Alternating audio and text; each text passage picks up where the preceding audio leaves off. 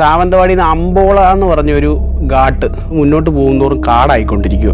ഒരു പിടുത്തവും കിട്ടുന്നില്ല, ഇത് ഏതാ സ്ഥലമൊന്നും. ഒരു 120 കിലോമീറ്റർ പെട്രോൾ പമ്പില്ല, ഒരു മനുഷ്യയില്ല, ഒരു വണ്ടി വരുന്നില്ല. വഴി തെറ്റിയത് ആക്ച്വലി നമ്മൾ പോകേണ്ട വഴി വേറെ ആയിരുന്നു. ഒരു ഭയങ്കര എക്സൈറ്റ്മെൻ്റ് ഉള്ള സ്ഥലമായിരുന്നു. ഞാൻ ഒരു പ്ലാനിങ്ങും ഇല്ലാതെ അതിനകത്ത് നിന്ന് പെട്ടത്. അന്ന് ഞാൻ ആ പോലീസുകാരൻ്റെ അടുത്ത് പോയിട്ട് ഒരുപാട് റിക്വസ്റ്റ് ചെയ്തു, സാറേ ഇതുപോലെ ഞാൻ കേരളത്തിൽ നിന്നാണ് വരുന്നത്. അപ്പോൾ ഇവർ അതിൻ്റെ അടുത്തോട്ട് പോലും വിടുന്നില്ല. അന്നാണ് എനിക്ക് ഈ വണ്ടിയും കൊണ്ട് പോയപ്പോൾ ഒരു ബുദ്ധിമുട്ടും തോന്നിയത്. പക്ഷേ ഈ 60-70 കിലോമീറ്റർ വണ്ടി ഓടിച്ചു പോകാനുള്ള ഒരു ആരോഗ്യസ്ഥിതി എനിക്കില്ല. ഒരു 30-40 കിലോമീറ്റർ കഴിഞ്ഞപ്പോഴത്തേക്ക് എനിക്ക് തല ഇറങ്ങാൻ തുടങ്ങി ഭയങ്കരമായിട്ട്. ബ്ലഡ് എടുത്ത് ചെക്ക് ചെയ്തപ്പം കോവിഡ് പോസിറ്റീവാണ്.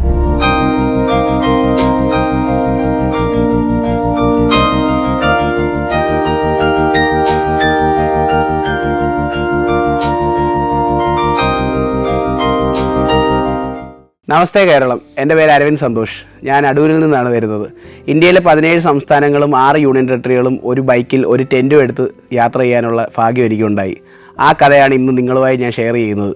വളരെ കൊച്ചിലെ എൻ്റെ അച്ഛൻ്റെ കൂടെ ഞാൻ ഗോവയിലായിരുന്നു കുറച്ച് നാളൊക്കെ സ്പെൻഡ്. അവിടെ പഠിച്ചിട്ടില്ലെങ്കിൽ പോലും ഞാൻ അച്ഛന് അവിടെ വർക്കായിരുന്നുകൊണ്ട് തന്നെ എല്ലാ വെക്കേഷനും നമ്മൾ കേരളത്തിൽ നിന്ന് ഗോവയിൽ പോയി വരികയും ഒക്കെ ചെയ്യുമായിരുന്നു. അപ്പം അന്ന് പുള്ളിയുടെ കൂടെ ഉണ്ടായ യാത്രകളും ആ ഗോവയിലും കർണാടകയിലും ഒക്കെ ഒരുപാട് ക്ഷേത്ര സ്ഥലങ്ങളും പിന്നെ ബീച്ച് സൈഡും ഒക്കെ കാണാൻ പറ്റിയ ഒരു ഭയങ്കര ഇൻസ്പിറേഷനായിരുന്നു എൻ്റെ യാത്രയ്ക്ക്. അതിൽ നിന്നാണ് ആക്ച്വലി എനിക്ക് ഇതിനോടുള്ളൊരു താല്പര്യം വന്നു തുടങ്ങിയത്.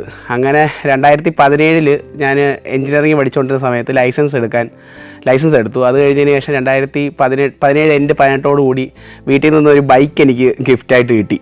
അപ്പോൾ ഈ ബൈക്കിൽ ഞാൻ മാർത്താണ്ഡത്താണ് എഞ്ചിനീയറിംഗ് പഠിച്ചത്. അപ്പം നമ്മൾ ഈ ബൈക്കിൽ മാർത്താണ്ഡം പോയി വരികയും ഈ പോകുന്ന വഴിയിലുള്ള ഒരുപാട് സ്ഥലങ്ങൾ കവർ ചെയ്യുകയൊക്കെ അന്നത്തെ സമയത്ത് നമ്മൾ ചെയ്തിട്ടുണ്ട്. വളരെ ചെറുപ്പം തൊട്ടേ ബൈക്കിൽ ലഡാക്ക് വരെ പോകണമെന്നുള്ളൊരു വലിയ ആഗ്രഹം ഇങ്ങനെ മനസ്സിൽ കിടപ്പുണ്ടായിരുന്നു.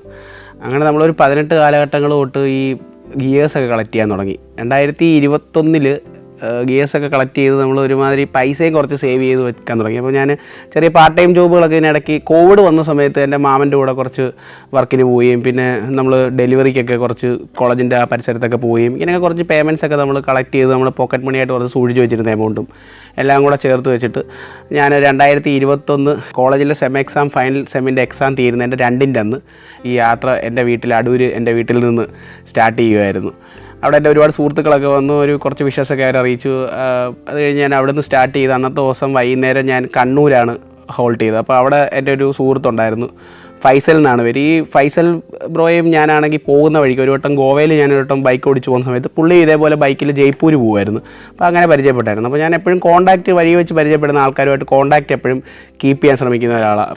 അപ്പോൾ ഞാൻ അന്ന് പുള്ളിയുടെ വീട്ടിൽ ഹോൾട്ട് ചെയ്തു. അതിനുശേഷം പിറ്റേ ദിവസം രാവിലെ അവിടെ നിന്ന് വണ്ടി എടുത്ത് നമ്മൾ അവിടുന്ന് നേരെ ഗോവയിലേക്കായിരുന്നു പോയത്. അപ്പോൾ അന്ന് നമ്മൾ ഉടുപ്പി വഴി അതും ഈ പറഞ്ഞ സ്ഥലങ്ങളൊക്കെ നേരത്തെ കവർ ചെയ്തിട്ടുള്ളത് കൊണ്ട് തന്നെ ഗോവയിൽ വരെ വലുതായിട്ട് എങ്ങും നിർത്താതെ എത്രയും പെട്ടെന്ന് ഗോവ എത്തുക എന്നുള്ളൊരു രീതിയിലാണ് നമ്മൾ ഗോവ വരെ ചെന്നത്.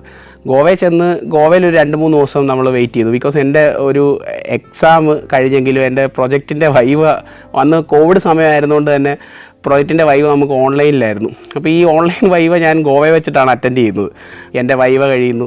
പിന്നെ അവിടെ കുറച്ച് സ്ഥലങ്ങൾ കാബോദിറാമ എന്നൊക്കെ പറഞ്ഞ കുറച്ച് സ്ഥലങ്ങളൊക്കെ എൻ്റെ കുറേ ഫ്രണ്ട്സും ഉണ്ട് ഗോവയിൽ. അതൊക്കെ എക്സ്പ്ലോർ ചെയ്തതിന് ശേഷം അങ്ങനെ 3 ദിവസത്തിന് ശേഷം ഗോവയിൽ നിന്ന് നമ്മൾ ഇറങ്ങിയിട്ട് നമ്മൾ മുംബൈ ലക്ഷ്യം വെച്ചാൽ പോയിക്കൊണ്ടിരുന്നത്. പക്ഷേ എനിക്ക് പൂനെ ഒന്ന് ടച്ച് ചെയ്യണമെന്ന്. കാര്യം ഞാൻ മഹാരാഷ്ട്രയിൽ ആദ്യമായിട്ടാണ് പോകുന്നത്. അപ്പോൾ എനിക്ക് പൂനെ ഒന്ന് കണ്ട് മുംബൈ ഒന്ന് കാണണമെന്നുള്ള ലക്ഷ്യത്തോടു കൂടിയാണ് നമ്മൾ എൻട്രി ചെയ്ത് നമ്മൾ കുറച്ച് മുന്നോട്ട് പോയപ്പോൾ നമുക്ക് മനസ്സിലായി പൂനെയിലോട്ട് പോകുന്ന ഹൈവേ വേറെയാണെന്നും മുംബൈയിലേക്ക് പോകുന്ന ഹൈവേ വേറെയാണെന്നും. അപ്പോൾ നമ്മൾ അവിടുന്ന് ഷോർട്ട് കട്ട് എടുത്തപ്പോൾ സാവന്തവാടി എന്ന് പറഞ്ഞൊരു ചെറിയ വില്ലേജ്. അപ്പോഴത്തേക്ക് ഭയങ്കര മഴയുമായി.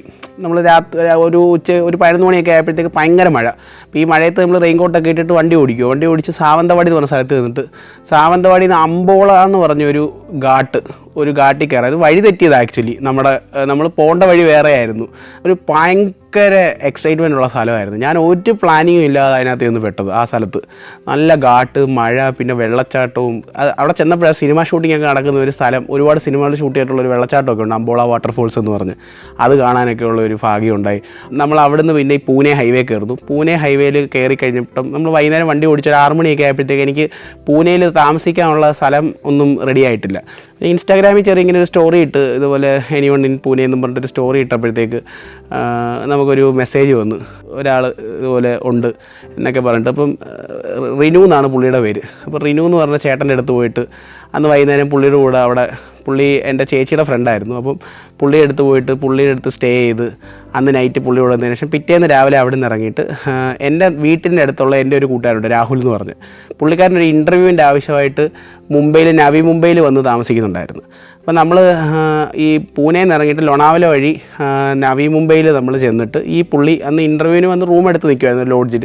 അപ്പോൾ അവിടെ പോയി പുള്ളിയും കണ്ടിട്ട് ഇറങ്ങാമെന്നുള്ള പ്ലാനുമായിട്ടാണ് അവിടെ നമ്മൾ ഈ നവി മുംബൈ ചെന്ന് കഴിഞ്ഞപ്പോഴത്തേക്ക് നവി മുംബൈ ചെന്ന് ആദ്യത്തെ ദിവസം നമ്മൾ മറ്റേ ഗേറ്റ് വേ ഓഫ് ഇന്ത്യ പിന്നെ താജ് ഹോട്ടൽ ആ ഭാഗമൊക്കെ ഒന്ന് കണ്ടതിന് ശേഷം നമ്മൾ അവിടുത്തെ റെഡ് സ്ട്രീറ്റ് ഉണ്ട്, ആ സ്ഥലങ്ങളൊക്കെ ജസ്റ്റ് ഒന്ന് എക്സ്പ്ലോർ ചെയ്ത്. എന്ന് പറഞ്ഞാൽ നമ്മൾ ഒരു 2 റോഡിൻ്റെ ഇടവശത്തുള്ള ഒരു ചെറിയ ഒരു സ്ട്രീറ്റാണ് ഈ മുംബൈയിലുള്ള റെഡ് സ്ട്രീറ്റ് എന്ന് പറയുന്നത്. നമ്മൾ അതിൽ കൂടെ ജസ്റ്റ് വണ്ടി ഓടിച്ച് പെട്ടെന്ന് നമുക്ക് ഭയങ്കര പേടി വരും ആൾക്കാർ നമ്മളിങ്ങനെ നോക്കുന്നതൊക്കെ കാണുമ്പോൾ.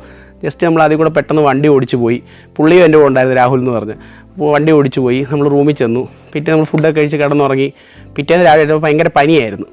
അപ്പോൾ ഈ പനി ആയതുകൊണ്ട് നമ്മൾ ഹോസ്പിറ്റലിൽ അവിടെ ചെറിയ ക്ലിനിക്ക് ഉണ്ടായിരുന്നു. ആ ക്ലിനിക്കിൽ ചെന്ന് നമ്മൾ ജസ്റ്റ് ചെക്ക് ചെയ്യാൻ വേണ്ടി ചെന്നിട്ട് ബ്ലഡ് എടുത്ത് ചെക്ക് ചെയ്തപ്പം കോവിഡ് പോസിറ്റീവാണ്.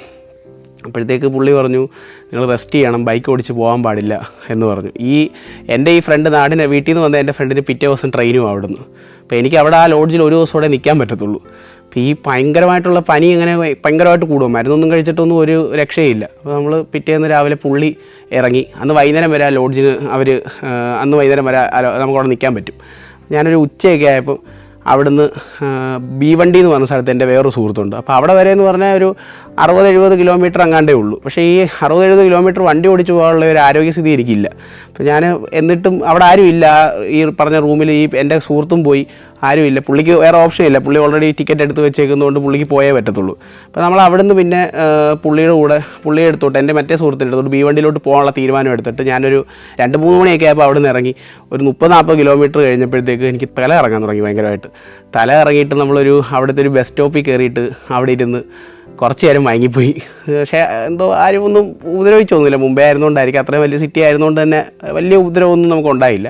പിന്നെ അവിടുന്ന് ഒരു കരിക്കും വെള്ളമൊക്കെ കുടിച്ചിട്ട് നമ്മൾ വണ്ടി എടുത്ത് ഈ പുള്ളിയെ പോയി കണ്ട്. പിന്നെ ഈ റോബി എന്ന് പറഞ്ഞ ഈ ചേട്ടൻ്റെ അടുത്തായിരുന്നു ഞാൻ 3 ദിവസം നിന്നത്. റോബി ബ്രോയുടെ ഒരു സുഹൃത്തും കൂടെ ഉണ്ടായിരുന്നു. പുള്ളിയുടെ കൂടെ അവരുടെ റൂമിൽ ഒരു 3 ദിവസം നിന്ന് ഒരുമാതിരി ഒന്ന് ഓക്കെ ആയപ്പോൾ അവിടുന്ന് വണ്ടി എടുത്ത് ഗുജറാത്തിലേക്ക് പോകാമെന്നുള്ള ലക്ഷ്യത്തോടു കൂടി പിന്നെ ഇറങ്ങി.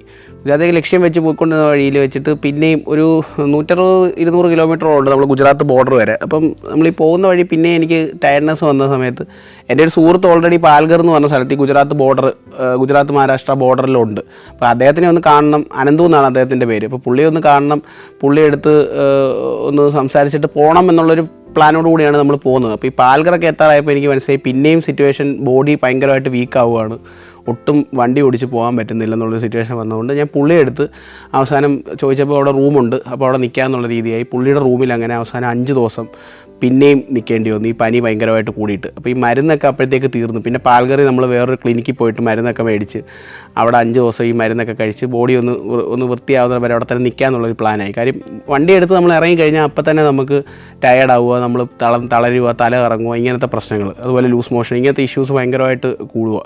അപ്പോഴത്തേക്ക് ഈ 5 ദിവസത്തിനകത്തെന്ന് പറഞ്ഞാൽ തിരുവോണവും ഈ 5 ദിവസത്തിനകത്ത് എൻ്റെ ബർത്ത്ഡേയും തിരുവോണവും ആ വർഷം ഒറ്റ ദിവസമായിരുന്നു.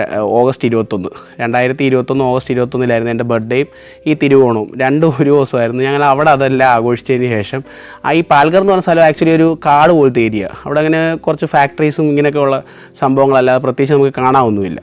നമ്മൾ വയ്യായിരിക്കുവാണെങ്കിലും എവിടെയെങ്കിലുമൊക്കെ ആ ഏരിയയിൽ എന്തെങ്കിലുമൊക്കെ ഉണ്ടോ എന്ന് കാണണമെന്ന് ശ്രമിച്ചെങ്കിലും അവിടെ ഒന്നും പ്രത്യേകിച്ച് അങ്ങനെ ഒരു ഹൈവേ സൈഡ് സ്ഥലം ഫുള്ള് കാട്, ഇങ്ങനത്തെ ഒരു സെറ്റപ്പാണ്. അപ്പോൾ ആ ഫോറസ്റ്റ് ഏരിയയിലൊക്കെ കുറച്ചൊക്കെ നമ്മൾ യാത്ര ചെയ്തു.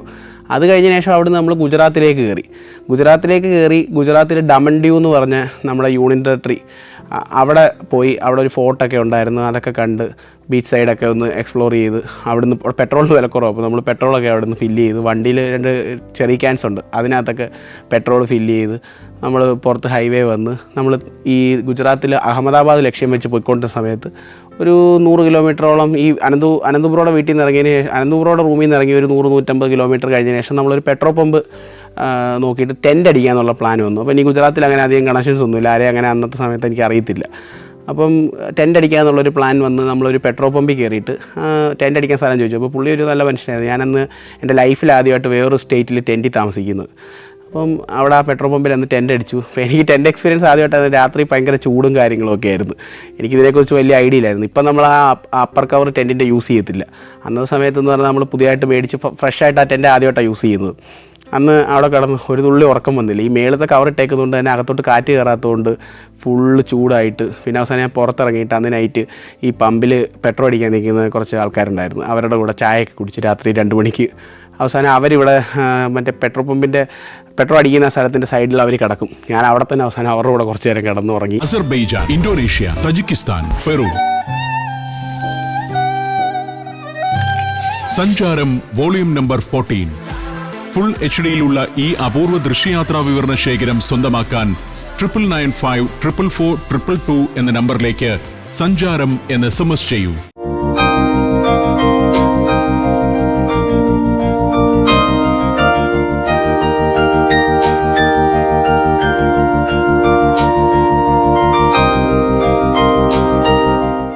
അങ്ങനെ രാവിലെ ഒരു 6 മണിക്ക് ആ പെട്രോൾ പമ്പിൽ നിന്ന് നമ്മൾ ഇറങ്ങിയിട്ട് ഇത് അഹമ്മദാബാദ് ഹൈവേയിൽ അഹമ്മദാബാദ് ഫോക്കസ് ചെയ്ത് നമ്മൾ മുന്നോട്ട് പോയിക്കൊണ്ടിരുന്ന സമയത്താണ് ഒരു 150 കിലോമീറ്റർ കഴിഞ്ഞപ്പോഴാണ് നമ്മൾ ഓർക്കുന്നത് സ്റ്റാച്യു ഓഫ് യൂണിറ്റി മിസ്സായിപ്പോയി പോകുന്ന വഴിക്ക്. അപ്പോൾ നമ്മൾ മാപ്പ് എടുത്ത് നോക്കുമ്പോൾ തിരിച്ച് പിന്നെയും ഈ 150 കിലോമീറ്ററിൽ 80 കിലോമീറ്ററോളം പോകണം ഈ സ്റ്റാച്യു ഓഫ് യൂണിറ്റി. അപ്പോൾ നമ്മൾ അവിടെ വരെ ചെന്നിട്ട് ആ സ്ഥലം കാണാതിരിക്കുക എന്ന് പറഞ്ഞാൽ അത് ഭയങ്കര നഷ്ടമാണല്ലോ. അപ്പോൾ നമ്മൾ സ്റ്റാച്യു ഓഫ് യൂണിറ്റി ഞാൻ തുടങ്ങിയിട്ടൊരു 2-3 വർഷം ആയിട്ടേ ഉള്ളൂ. അപ്പോൾ ഞാനങ്ങനെ നേരെ പിന്നെയും സ്റ്റാച്യു ഓഫ് യൂണിറ്റി കാണാൻ വേണ്ടി അവിടുന്ന് വണ്ടി തിരിച്ച് സ്റ്റാച്യു ഓഫ് യൂണിറ്റിയുടെ ഏരിയയിലോട്ട് പോയി. നർമ്മദ റിവറിൻ്റെ തീരത്തുള്ള അടിപൊളിയൊരു സ്ഥലമാണത്.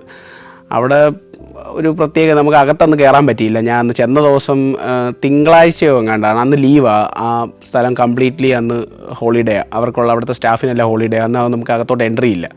അന്ന് ഞാൻ ആ പോലീസുകാരൻ്റെ അടുത്ത് പോയിട്ട് ഒരുപാട് റിക്വസ്റ്റ് ചെയ്തു, സാറേ ഇതുപോലെ ഞാൻ കേരളത്തിൽ നിന്നാണ് വരുന്നത്. അപ്പോൾ ഇവർ അതിൻ്റെ അടുത്തോട്ട് പോലും വിടുന്നില്ല. അവിടെ എല്ലാം ബാരിക്കേഡ് വെച്ച് ക്ലോസ് ചെയ്ത് വെച്ചേക്കുക. അകത്തോട്ട് പോകാൻ പറ്റില്ല, ക്ലോസ് ആണെന്നുള്ള രീതിയിൽ തന്നെ അവർ അവിടെ നിർത്തി. അപ്പോൾ ഞാനങ്ങനെ പോയിട്ട് കുറേ നേരം പറഞ്ഞു, സാറേ എനിക്ക് പുറത്തുനിന്നെങ്കിലും ഒന്ന് കാണണം, കാര്യം എനിക്ക് തിരിച്ചിനി വരാൻ പറ്റത്തില്ല, ഞാൻ ഇത്രയും ദൂരത്തുനിന്ന് വരുവാണ്, ബൈക്കിലാണ് വരുന്നത്. അപ്പോൾ വണ്ടിയുടെ നമ്പരെ കണ്ടപ്പോൾ അവർക്ക് ഏകദേശം ഐഡിയ ഇട്ടുണ്ട്. അവർ ഒരു സ്പെഷ്യൽ പെർമിഷൻ തന്നിട്ട് എന്നോട് പറഞ്ഞു, നീ ജസ്റ്റ് അതിൻ്റെ ഫ്രണ്ടിൽ വരെ പോയിട്ട് തിരിച്ചു വരാൻ പറഞ്ഞു. അങ്ങനെ ഞാൻ അവിടെ ചെന്നു, ഫ്രണ്ടിൽ ചെന്ന് ഇത് കണ്ടു. അകത്ത് കയറാനൊന്നും പറ്റിയില്ല. എന്നിട്ട് തിരിച്ചു വന്നു. അപ്പോൾ അവിടെ വെച്ച് 2 മലയാളികളെയും പരിചയപ്പെട്ടു. അവർ കാറിൽ ഇതേപോലെ എൻ്റെ കൂട്ട് കാശ്മീരൊക്കെ കറങ്ങാൻ വേണ്ടി പോയിക്കൊണ്ടിരിക്കുമോ. അപ്പോൾ അവരെയൊക്കെ പരിചയപ്പെട്ട് ഞങ്ങൾ അവിടെ വെച്ച് കുറച്ച് അവലൊക്കെ ഉണ്ടാക്കി കഴിച്ച് അവിടുന്ന് പിന്നെ യാത്ര തുടർന്നു. ഈ സ്റ്റാച്യു ഓഫ് യൂണിറ്റി കാണാൻ പോയതുകൊണ്ട് തന്നെ അവിടുന്ന് എനിക്ക് രാജസ്ഥാൻ പോകാൻ ഞാൻ ഗൂഗിൾ മാപ്പിൽ മാപ്പ് ഇട്ടപ്പോഴത്തേക്ക് ഒരു റൂട്ട് കാണിച്ചു. അപ്പോൾ ഞാൻ നോക്കുമ്പോൾ ഈസിയസ്റ്റ് റൂട്ട് അതാണ്. അപ്പം ആ റൂട്ട് വഴി പോകാമെന്നുള്ള പ്ലാനിങ് ആയി. അപ്പോൾ ഉദയപൂരാണ് ഞാൻ പോയിക്കൊണ്ടിരിക്കുന്നത്. ഉദയപൂർ വഴി ജയ്പൂരിൽ നിന്ന് ഡൽഹിക്ക് കയറുക, ഇതാണ് പ്ലാൻ. ഉദയപൂർ പോകുന്ന വഴിയിൽ നമ്മൾ ഈ വഴിയൊന്നും നമുക്കത്ര പരിചയമുള്ളൂ, നമ്മൾ ഇതിനു മുമ്പ് പോയിട്ടുമില്ല. കേരളം വിട്ട് കേരളവും സൗത്ത് ഇന്ത്യ വിട്ടിട്ട് ആദ്യമായിട്ടാണ് അങ്ങോട്ട് പോകുന്നത്. അപ്പം അവിടുന്ന് അങ്ങനെ വണ്ടി എടുത്ത് നമ്മൾ കുറച്ചിങ്ങനെ മുന്നോട്ട് പോയി. അപ്പോൾ വണ്ടിക്കകത്ത് പെട്രോൾ കുറവായിരുന്നു. അപ്പോൾ ഞാൻ എന്തോ ഭാഗ്യത്തിന് അവിടെ വെച്ച് പെട്രോൾ അടിച്ചു കഴിഞ്ഞിട്ട് നമ്മൾ മുന്നോട്ട് പോകുന്നതോറും കാടായിക്കൊണ്ടിരിക്കുക. ഒരു പിടുത്തവും കിട്ടുന്നില്ല, ഇത് ഏതാ സ്ഥലമെന്ന്. ഒരു മനുഷ്യരെ പോലും കാണുന്നില്ല. ഒരു 100-120 കിലോമീറ്റർ ഈ ഗുജറാത്തിൽ, നമ്മുടെ മധ്യപ്രദേശ് ഗുജറാത്ത് ബോർഡർ വഴി ഫുള്ള് കാട്, രാജസ്ഥാനിലോട്ട് പോയിക്കൊണ്ടിരിക്കുക. ഒരു 120 കിലോമീറ്റർ പെട്രോൾ പമ്പില്ല, ഒരു മനുഷ്യരില്ല, ഒരു വണ്ടി വരുന്നില്ല. നമ്മൾ ആദ്യമായിട്ടാണ് അങ്ങനെ സ്റ്റക്കാവുന്നത്. അപ്പം എക്സ്പീരിയൻസിൻ്റെ കുറവുകൊണ്ട് തന്നെ നമ്മൾ നല്ലോണം അന്ന് ഞാൻ പേടിച്ചിട്ട് നേരെ എങ്ങനെയൊക്കെയോ നമ്മളൊരു 150-160 കിലോമീറ്റർ കഴിഞ്ഞപ്പോഴത്തേക്ക് എവിടെ ഒരു ഹൈവേ കിട്ടി. പിന്നെ ആ ഹൈവേ പിടിച്ച് നേരെ ഉദയപൂരിൽ നിന്ന് അന്ന് വൈകുന്നേരം ഉദയപൂരിലൊരു പെട്രോൾ പമ്പിൽ ടെൻ്റ് അടിച്ച് അവിടെ അന്ന് താമസിച്ചു. പിറ്റേന്ന് രാവിലെ എഴുന്നേറ്റ് എൻ്റെ വലിയച്ഛൻ ഉദയപൂരിലാണുള്ളത്. അപ്പോൾ പുള്ളി അന്ന് നൈറ്റ് ഞാൻ ഒത്തിരി ലേറ്റ് ആയതുകൊണ്ടാണ് പുള്ളിയെ ഡിസ്റ്റർബ് ചെയ്യാഞ്ഞത് ഞാൻ. എന്നിട്ട് ഞാൻ പിറ്റേന്ന് രാവിലെ പുള്ളിയുടെ വീട്ടിൽ പോയി. നമ്മൾ കസിൻസൊക്കെ ഉണ്ട് അവിടെ. 2 ദിവസം അവിടെ നിന്ന് അവിടുത്തെ ഫത്തേഹ് സാഗർ ലേക്ക്, പിന്നെ ഒരു അമ്പോള ഘാട്ട് എന്ന് പറഞ്ഞ ഘാട്ട്, ഇതൊക്കെ പോയി. അവിടുത്തെ ആ ഏരിയയിലുള്ള കുറച്ച് സ്ഥലങ്ങൾ, ഒരു പാലസ് ഉണ്ടായിരുന്നു, ലേക്ക് പാലസ് എന്ന് പറഞ്ഞൊരു പാലസ്, ഇതൊക്കെ കുറച്ചൊക്കെ കണ്ട് അവരുടെ കൂടെ 2 ദിവസം നിന്ന് കുറച്ച് കേരള ഫുഡൊക്കെ കഴിച്ചു. അപ്പോഴത്തേക്ക് ഞാൻ വീട്ടിൽ നിന്ന് ഇറങ്ങിയിട്ട് ഏകദേശം ഒരു 10-25 ദിവസമായിട്ടുണ്ട്. ഈ പനി കാരണം എൻ്റെ 7 ദിവസം മുംബൈ പോയല്ലോ. അവിടെ നിന്ന് പിന്നെ നേരെ ഞാൻ ഡൽഹിക്കാണ് പോകുന്നത്. അന്ന് ആ ട്രിപ്പിലെ ആദ്യത്തെ എൻ്റെ ഏറ്റവും ലോങ്ങസ്റ്റ് റൈഡ് അതായിരുന്നു. അന്നൊരു 700-800 കിലോമീറ്ററോളം ഈ ഉദയപൂരിൽ നിന്ന് ഡൽഹി വരെ ഉണ്ട്. അപ്പോൾ വെളുപ്പിനെ ഇറങ്ങി 2 ദിവസം അവിടെ നിന്നിട്ട് വെളുപ്പിനെ ഇറങ്ങി ഞാൻ ജയ്പൂർ പോയി കണ്ടു. അപ്പോൾ ഈ രാജസ്ഥാൻ എനിക്ക് അജ്മീർ, ജയ്സൽമീറൊക്കെ പോകണമെന്നുണ്ട്. അപ്പോൾ ഈ മറ്റേ നമ്മുടെ ഗുജറാത്തി വെച്ച് ഇങ്ങനെ കാട്ടിപ്പോയി പെട്ട് ഒന്ന് പേടിച്ചതുകൊണ്ട് അന്ന് എനിക്ക് പോകാൻ തോന്നിയില്ല അങ്ങോട്ട്, ആ ഭാഗത്തോട്ടൊന്നും. കാര്യം ആ ഏരിയ എങ്ങനെയാണെന്ന് എനിക്ക് അറിയത്തില്ല. അപ്പോൾ നമ്മൾ ഗൂഗിൾ മാപ്പിലൊക്കെ നോക്കിയപ്പം അധികം വഴികളൊന്നും എന്താ പറയുന്നത്, അത് തിരക്കുള്ളതായിട്ടൊന്നും തോന്നിയില്ല. അപ്പം ഞാൻ നേരെ ഡൽഹിയിലോട്ട്, നമ്മുടെ സുഹൃത്തുണ്ട് ഡൽഹിയിൽ, അപ്പോൾ ഡൽഹി സുഹൃത്തിനെ കാണണം, പിന്നെ ഡൽഹി കുറച്ച് എക്സ്പ്ലോർ ചെയ്യണമെന്നുള്ളൊരു മൈൻഡിൽ നേരെ ഇവിടുന്ന് ഡൽഹിക്ക് ഒരു 700 കിലോമീറ്ററോളം. അന്നേ നൈറ്റ് ഒരു 10 മണിയൊക്കെ ആയി. രാവിലെ 6 മണിക്ക് ഇറങ്ങി നൈറ്റ് ഒരു 10 മണിയോളം ആയി ഞാൻ അവിടെ ഡൽഹി ചെല്ലുമ്പം. ഡൽഹി ചെന്ന് ഫ്രണ്ടിനെ കണ്ടു. ഫ്രണ്ടിൻ്റെ വീട്ടിലായിരുന്നു അന്ന് അക്കോമഡേഷൻ. ഏകദേശം 5 ദിവസത്തോളം ഞാൻ ഡൽഹിയിലുണ്ടായിരുന്നു. ഡൽഹിയും ആദ്യമായിട്ടാണ്, പുതിയ സ്ഥലമാണ്. അപ്പം രാവിലെ അന്ന് പിറ്റേ ദിവസം നമ്മൾ ഒരു ദിവസം അവിടെ റെസ്റ്റ് എടുത്തു. കംപ്ലീറ്റ് ഞാൻ ബോഡിയെല്ലാം ഇച്ചിരി ടയർഡായിരുന്നു, ഇത്രയും ലോങ് വണ്ടി ഓടിച്ചതുകൊണ്ട് തന്നെ. അന്ന് ദിവസം ഫുള്ള് റെസ്റ്റ് എടുത്തതിന് ശേഷം പിറ്റേന്ന് രാവിലെ എഴുന്നേറ്റ് ഞങ്ങൾ ഡൽഹി പെതുക്കെ കുറച്ച് എക്സ്പ്ലോർ ചെയ്യാൻ വേണ്ടി തുടങ്ങി. ആദ്യം കുത്തബ് മിനാർ പോയി, പിന്നെ അക്ഷരധാം എന്ന് പറഞ്ഞ ഒരു അമ്പലം, ലോട്ടസ് ടെമ്പിൾ, ഇങ്ങനെ കുറേ സ്ഥലങ്ങൾ ഡൽഹിയിൽ 5 ദിവസം കൊണ്ട് നമ്മൾ അവിടുത്തെ മാർക്കറ്റ്, സരോജിനി മാർക്കറ്റ്, അതുപോലെ റെഡ് ഫോർട്ട്, ഇങ്ങനെയുള്ള സ്ഥലങ്ങളെല്ലാം കണ്ടു. അവിടെ നേരെ പഞ്ചാബിൽ പോന്നു. പഞ്ചാബിലും കൂടെ പഠിച്ചൊരു സുഹൃത്തുണ്ടായിരുന്നു, അയാളുടെ കൂടെ നിൽക്കുന്നു. പഞ്ചാബിൽ നിന്ന് ചണ്ഡീഗഡിലാണ് നിൽക്കുന്നത്. അപ്പോൾ ചണ്ഡീഗഡ് സിറ്റി മാത്രം കുറച്ച് ആളന്ന് മിലിറ്ററിക്ക് വേണ്ടി തയ്യാറെടുക്കുമായിരുന്നു. ഇപ്പോൾ ആൾ മിലിറ്ററി ക്യാപ്റ്റനാണ്. ആൾ ഗുവാഹട്ടിയിൽ വർക്ക് ചെയ്തുകൊണ്ടിരിക്കുകയാണ്. അമൃത്യ സിംഗ് എന്നാണ് പേര്. അപ്പോൾ പുള്ളി അന്ന് അതിൽ പ്രിപ്പയർ ചെയ്തുകൊണ്ടിരുന്നതുകൊണ്ട് തന്നെ നമുക്ക് അധികം സമയം പുള്ളിക്ക് തരാൻ പറ്റിയില്ല. കുറച്ചൊക്കെ ഞങ്ങൾ അവിടെയൊക്കെ ഒന്ന് കറങ്ങി. എന്നാലും അടുത്തുള്ള കുറച്ച് സ്ഥലങ്ങളൊക്കെ എന്നെ കൊണ്ടുപോയി കണ്ടിട്ട് ഞാൻ നേരെ അവിടുന്ന് അവരുടെ 2 ദിവസം കഴിഞ്ഞതിന് ശേഷം അവിടുന്ന് നേരെ ഇറങ്ങി അമൃത്സർ ഗോൾഡൻ ടെമ്പിളിലോട്ടാണ് പോകുന്നത്. ഗോൾഡൻ ടെമ്പിൾ എന്നെ ഒരുപാട് ഞെട്ടിച്ച ഒരു സ്ഥലമായിരുന്നു. എൻ്റെ ജീവിതത്തിൽ ആദ്യമായിട്ട് free accommodation, free food, gurdwara എന്ന് പറഞ്ഞൊരു എക്സ്പീരിയൻസ് എനിക്ക് ആദ്യമായിട്ട് തരുന്നത് ഗോൾഡൻ ടെമ്പിളുമാണ്. ഗുരുദ്വാര എന്താണ് എന്നൊക്കെ മനസ്സിലാക്കാൻ എനിക്ക് അവിടെ നല്ലോണം പറ്റിയിരുന്നു. അന്ന് ഒരുപാട് ഞെട്ടിച്ചു. കാര്യം ഭക്ഷണമൊക്കെ നമ്മുടെ ഇവിടെയും ഒരുപാട് അമ്പലങ്ങളിലും പള്ളികളിലും എല്ലായിടത്തും കിട്ടുമെങ്കിലും അതൊരു പർട്ടിക്കുലർ ടൈമിലായിരിക്കും, എന്തെങ്കിലും ഉത്സവം ഉള്ളപ്പോഴോ. ഇത് 24 മണിക്കൂറും ഭക്ഷണം കൊടുത്തുകൊണ്ടിരിക്കുകയാണ്. ഈ ലോകത്തിലെ ഏറ്റവും വലിയ കമ്മ്യൂണിറ്റി കിച്ചൺ. ഒരു വല്ലാത്ത ത്രില്ലടിപ്പിച്ച സംഭവമായിരുന്നു. അന്ന് അവിടുന്ന് ഞാൻ ഫുഡൊക്കെ കഴിച്ച് അവിടെ നിൽക്കണമെന്നുണ്ട്. ഫ്രീ അക്കോമഡേഷനും പ്രൊവൈഡ് ചെയ്യുന്നുണ്ട്. അപ്പോൾ അവിടെ അവരുടെ സെക്യൂരിറ്റി ഗാർഡ് പോലത്തെ പഞ്ചാബി ഡ്രസ്സൊക്കെ ഇട്ടിട്ടുള്ള ആൾക്കാരുണ്ട്.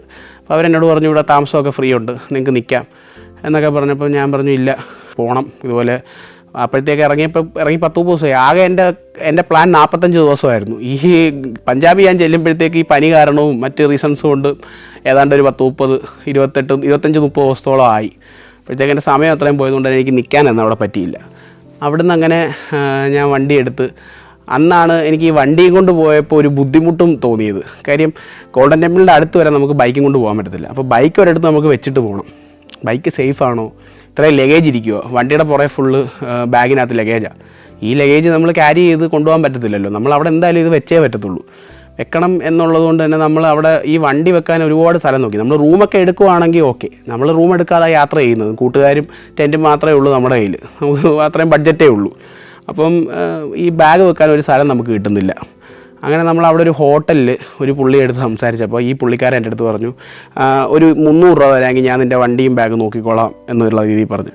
ഞാനന്ന് അവസ്ഥയായിരുന്നുകൊണ്ട് ഞാൻ ഈ 300 രൂപ കൊടുത്തിട്ട് പുള്ളിയുടെ കയ്യിൽ ഈ വണ്ടി ഏൽപ്പിച്ചിട്ട് പോയി. പുള്ളി ഒരിടത്ത് ഒരു ചെയിനൊക്കെ ഉള്ള ഒരു ഗ്രൗണ്ടിൽ ഒരു പാർക്കിംഗ് ഏരിയ കൊണ്ട് വണ്ടി കയറ്റി വെച്ചിട്ട് പോയി. എന്നിട്ട് ഞാൻ ഗോൾഡൻ ടെമ്പിൾ പോയി ഫുഡൊക്കെ കഴിച്ച് അവിടെ 1-2 മണിക്കൂർ ഞാൻ സ്പെൻഡ് ചെയ്ത് തിരിച്ച് ഞാൻ ഈ വണ്ടി എടുക്കാൻ വേണ്ടി വരുമ്പോൾ ഈ അവർ ഈ ഗേറ്റ് ലോക്ക് ചെയ്ത് വെച്ചേക്കുന്നു. അപ്പോൾ ഞാൻ ആ ഹോട്ടലിൽ ചെന്നിട്ട് പറഞ്ഞു ഇതുപോലെ വണ്ടി ഞാൻ എടുക്കാൻ വേണ്ടി വന്നേ, പൈസ തന്നല്ലോ.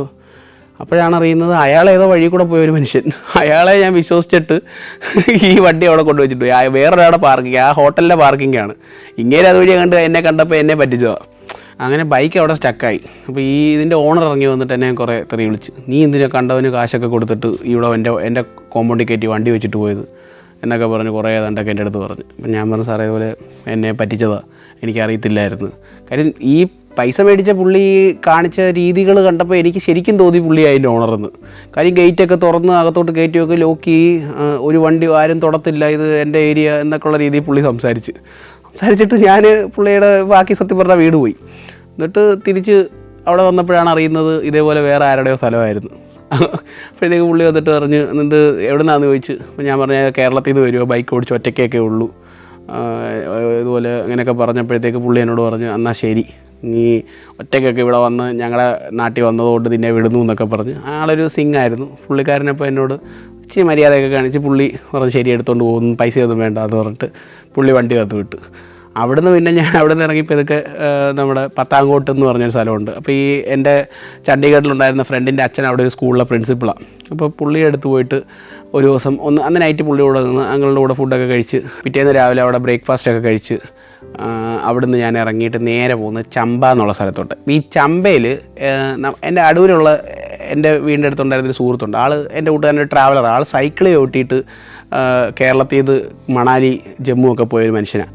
ആൾ ഈ സൈക്കിൾ ചവിട്ടി പോയിട്ട് ആൾക്ക് അവിടെ വെച്ചിട്ട് എന്തോ കാശ്മീരി കുറേ നാൾ താമസിക്കണമെന്നുള്ളൊരു വന്നതോടുകൂടി ആൾ അവിടുന്ന് സൈക്കിൾ തിരിച്ച് ഇവിടെ നാട്ടിൽ കൊണ്ടുവച്ചിട്ട് ഒരു 2 വർഷം മുമ്പ് മണാലി പോയിട്ട് അനന്തു എന്ന ആളുടെ പേര്, അനന്തുവനി എന്നാണ്. അപ്പോൾ ആൾ അവിടെ ആ ഭാഗമൊക്കെ ഒരുപാട് എക്സ്പ്ലോർ ചെയ്തുകൊണ്ടിരിക്കും ആ സമയത്ത്. അപ്പോൾ ആൾ അവിടെ തന്നെ സ്ഥിരതാമസമാണ് മണാലിയിൽ, ചെറിയ ജോലിയൊക്കെ ചെയ്ത് അവിടുത്തെ വില്ലേജുകളും ഒക്കെ കണ്ടുകൊണ്ടിരിക്കുക. അപ്പോൾ ആളന്ന് ചമ്പ എന്ന് പറഞ്ഞ സ്ഥലത്ത്. അപ്പോൾ ഞാൻ ഈ ചമ്പയൊന്നും എൻ്റെ പ്ലാനിലുള്ള ഒരു സ്ഥലമല്ലായിരുന്നു. അപ്പോൾ ഈ പത്താംകോട്ട് വന്നിട്ട് ഞാൻ പുള്ളിയെ വിളിക്കുമ്പം അവനെ കോൺടാക്ട് ചെയ്യുന്നു. അവനോട് പറഞ്ഞു ഞാൻ ചമ്പയിലുണ്ട്, ഇവിടെ അടുത്ത ഹിമാചലാണ്, പക്ഷേ പത്താംകോട്ട് നിനക്ക് എളുപ്പമാണ് വരാൻ, അങ്ങോട്ട് വരാൻ പറഞ്ഞു. ഇവനിവിടെ താമസത്തിനുള്ള സൗകര്യമൊന്നുമില്ല. ഇവന് ടെൻറ്റൊക്കെ, എൻ്റെ കൂട്ടുകാരനെ ടെൻറ്റ് സ്ലീപ്പിംഗ് ബാഗൊക്കെ ക്യാരി ചെയ്ത് യാത്ര ചെയ്യുന്നൊരു മനുഷ്യനാണ്. അപ്പം അവിടെ ചെന്ന് ചമ്പയിലോട്ട് പോകുന്ന വഴി കുറച്ചങ്ങോട്ട് കയറാൻ തുടങ്ങിയപ്പോഴത്തേക്ക് നമ്മൾ ഈ ഹില്ലി ഏരിയയിലൊക്കെ ചെല്ലുന്ന ഒരു ഫീലിംഗ്, അതായത് ലെഫ്റ്റ് സൈഡിൽ കൊക്ക, റൈറ്റ് സൈഡിൽ നമ്മുടെ ലോ ചെയ്ത് നിൽക്കുന്ന പാറ, അങ്ങനെയൊക്കെയുള്ള റോഡുകൾ വരാൻ തുടങ്ങി. പിന്നെ ലാൻഡ് സ്ലൈഡ്, ഇടയ്ക്ക് റോഡ് കട്ടിങ് നടന്നുകൊണ്ടിരിക്കുന്നു. NHAയുടെയും പിന്നെ BRO എന്ന് പറഞ്ഞ ബോർഡർ റോഡ് ഓർഗനൈസേഷൻ്റെയൊക്കെ റോഡ് കട്ടിങ് നടന്നുകൊണ്ടിരിക്കുന്നു. അപ്പോൾ ഇതൊക്കെ കണ്ട് നമ്മൾ ചമ്പ എന്ന് പറഞ്ഞ സ്ഥലത്തിരുന്നു. ചമ്പയിൽ നിന്ന് ബർമോർ എന്ന് പറഞ്ഞൊരു ക്ഷേത്രമുണ്ട്. അപ്പോൾ അവിടെ ഒരു ട്രെക്കിംഗ് ഉണ്ട്. ആ ട്രെക്കിങ്ങിന് വേണ്ടി ഇവൻ അവിടെ വന്നതായിരുന്നു. അപ്പോൾ ഇവൻ ഈ താമസം ഈ ക്ഷേത്രത്തിനകത്താണ്.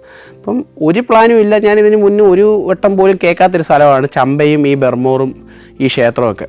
അപ്പോൾ അവിടെ ചെല്ലുമ്പോഴത്തേക്ക് ചൗറാസി മന്ദിർ എന്ന അമ്പലത്തിൻ്റെ പേര്. അതായത് ആ അമ്പലത്തിൻ്റെ പ്രത്യേകത എന്ന് പറഞ്ഞു കഴിഞ്ഞാൽ ഒരേ കോമ്പൗണ്ടിൽ 84 ക്ഷേത്രമാണ്.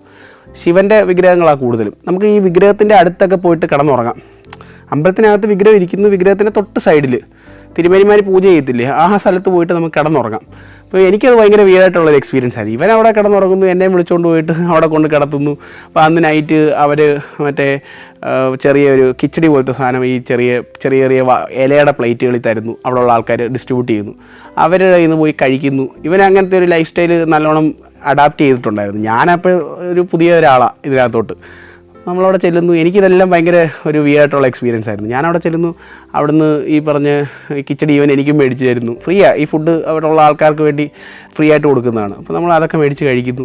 ഈ വിഗ്രഹത്തിൻ്റെ സൈഡിൽ കിടക്കുന്നു. 2 ദിവസം അവിടെ നിന്നു മൊത്തത്തിൽ ഈ അമ്പലത്തിനകത്ത്. അപ്പോൾ അവിടെ ആപ്പിളൊക്കെ ഒരുപാടുണ്ട്. നമ്മൾ ഈ ആപ്പിളൊക്കെ പറിച്ച് കഴിക്കുന്നു. ഭക്ഷണം ഈ 2 ദിവസത്തിനകത്ത് പൈസ കൊടുത്ത് മേടിച്ചിട്ടില്ല. ഇവൻ ഈ അവിടെ ഇവിടെയൊക്കെ ഉള്ള ആൾക്കാരുടെ കയ്യിൽ നിന്ന് എനിക്ക് ഫുഡ് മേടിച്ച് തരുന്നു. അപ്പോൾ എനിക്ക് ഭയങ്കരമായിട്ട് അന്ന് തൊട്ട് ശരിക്കും പറഞ്ഞാൽ എനിക്ക് ഭയങ്കരമായിട്ട് ഇതിനെ ഒരു എക്സൈറ്റ്മെൻറ്റ് പോയി തുടങ്ങി. ഒരു വല്ലാത്ത ഈ ഹില്ലി ഏരിയ പോകുമ്പോൾ ഒരു വല്ലാത്ത ഫീലിംഗ്. ഈ ആൾ അമ്പലത്തിൽ പോയിട്ട് ആളിങ്ങനെ ഭക്ഷണം കഴിക്കുന്നു. അതൊക്കെ ഒരു പ്രത്യേക രീതി. അവിടുന്ന് 2 ദിവസം കഴിഞ്ഞപ്പോൾ ആളെന്നോട് പറഞ്ഞു നമുക്ക് ജമ്മുവിലോട്ട് പോവാം, ഞാനും വരുന്നു നിൻ്റെ കൂടെ എന്ന് പറഞ്ഞു. അപ്പോൾ അവിടുന്ന് ഞങ്ങൾ റൂട്ട് നോക്കിയപ്പോഴത്തേക്ക് ഒന്നേ നമുക്ക് പത്താംകോട്ട് വന്നിട്ട് പോവാം, അല്ലെങ്കിൽ നമുക്ക് അവിടെ സച്ച് പാസ് എന്ന് പറഞ്ഞൊരു പാസ്സുണ്ട്. ആ പാസ് വഴി നമുക്ക് പോകാൻ പറ്റും. അപ്പം ഞാൻ ഇവനെ എൻ്റെ വണ്ടിയുടെ പുറകിൽ സീറ്റൊക്കെ ഒതുക്കി ഇവനെ ഇരുത്തിയിട്ട് അവിടുന്ന് സച്ച് പാസ് വഴി ജമ്മുവിലോട്ട് പോകാനുള്ള തീരുമാനമായി.